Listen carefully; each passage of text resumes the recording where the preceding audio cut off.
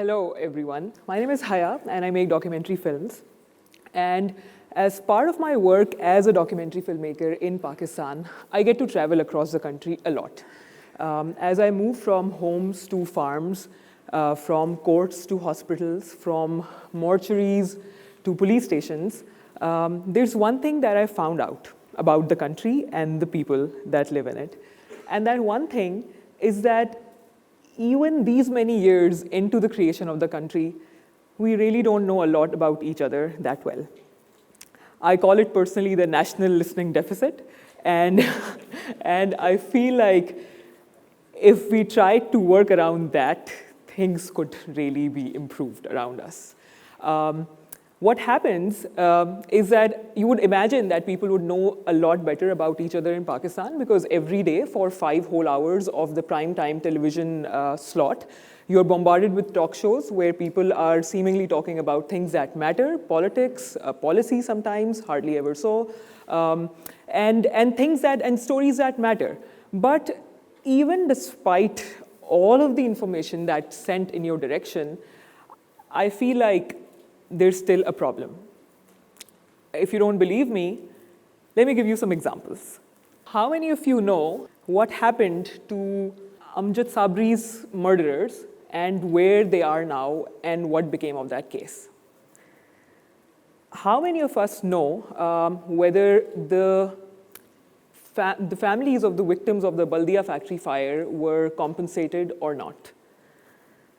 How many of us know what the government has done in the past 1 year to actually ensure that Lahore and Punjab in general does not face the smog issue with the same intensity this year?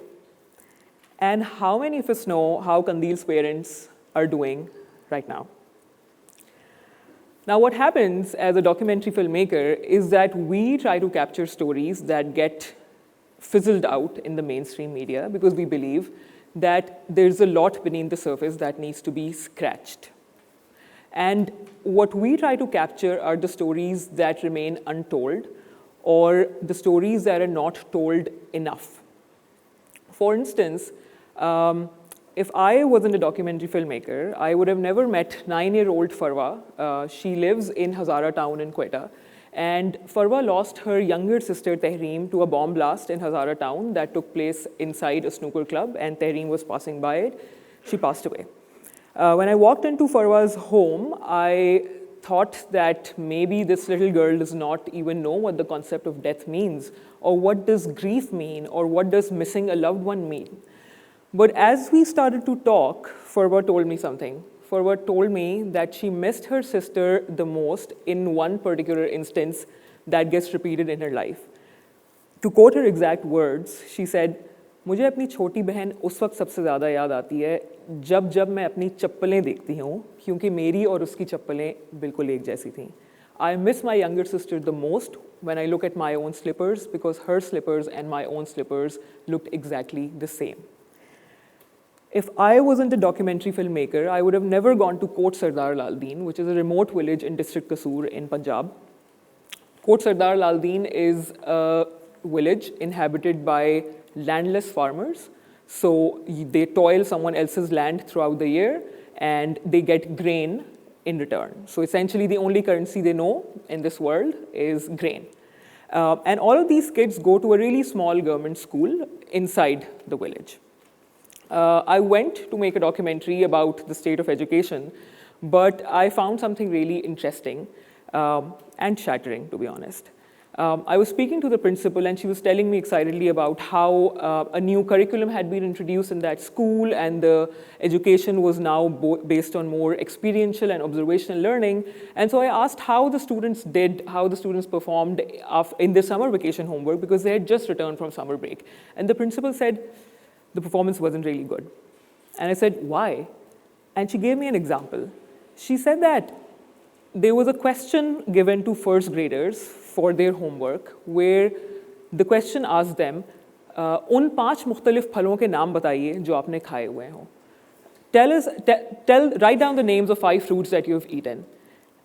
And the principal said that those 6-year-olds in the first grade to whom this question was given Most of them had not tasted 5 different fruits by the 6th year of their lives.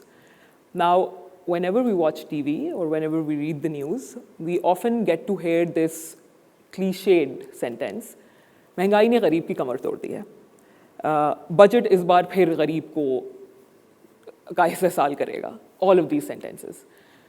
But it's when you look beneath these news stories and beneath these headlines that you figure out what the impact of hunger and poverty can be on someone who's a 6-year-old, and how that can even actually impact your progress in your summer break homework.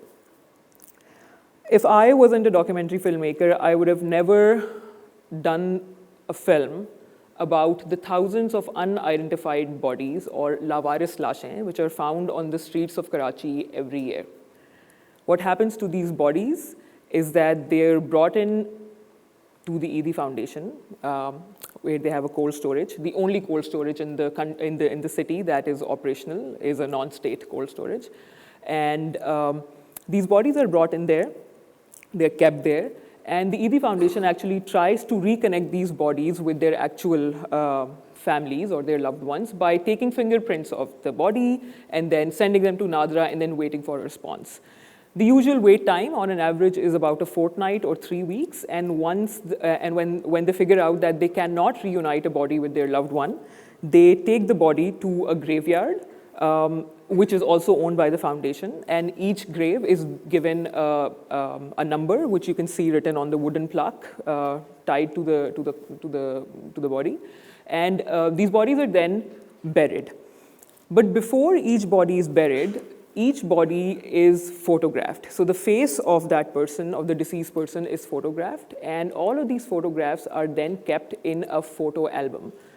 So if someone had a loved one who passed away and they didn't get to know the information, they could come 3 years down, 2 years down, and try to look for the face of their loved one in that photo album. I was there to witness some situations where there were people who actually saw their loved one in a photo album, and just the intense, raw emotion of that moment was something that I can never forget. But there was something else that was hidden from the entire process that I realized when I spent more days around the cold storage and inside the cold storage. And this was related to the photos that are never found in the photo albums.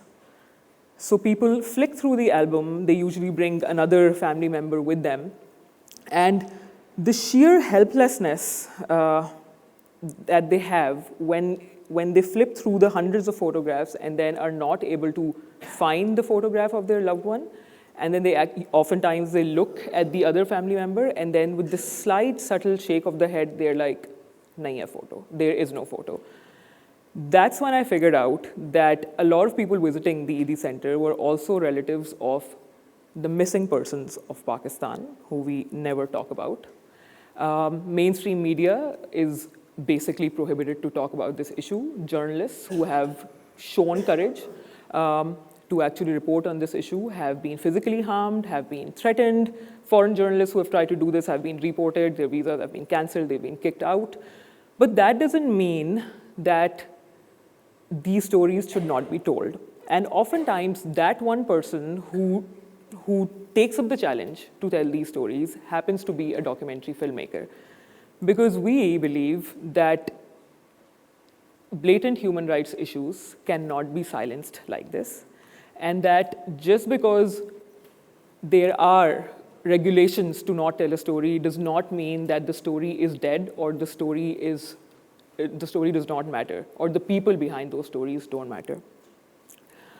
Now, there are situations where you take these challenges and you tell these stories because there's this inherent belief in people like me and in other documentary filmmakers that our stories need to be told, because unless we don't know our people and the problems they face, unless we start to listen to the people who are preferably unheard or deliberately silenced, as Arundhati Roy would put it, we are not going to go anywhere as a country. If we don't listen to the people, we'll never get to know what the problems are. And if we don't know what our problems are, properly, we are never going to be able to devise decent enough solutions for those problems. There's hardly enough funding for documentary films across the world. In Pakistan, I wish for a day where documentaries would not just be encouraged, but documentary filmmaking would be funded locally, so local people can actually tell their own stories without being labeled as agents of the West.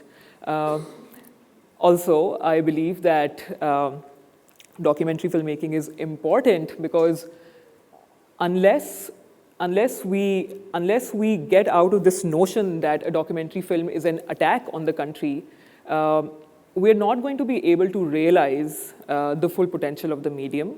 We can use this tool to tell more stories, because I believe that if we tell these stories, we will have a progress that is truly inclusive in Pakistan. Thank you.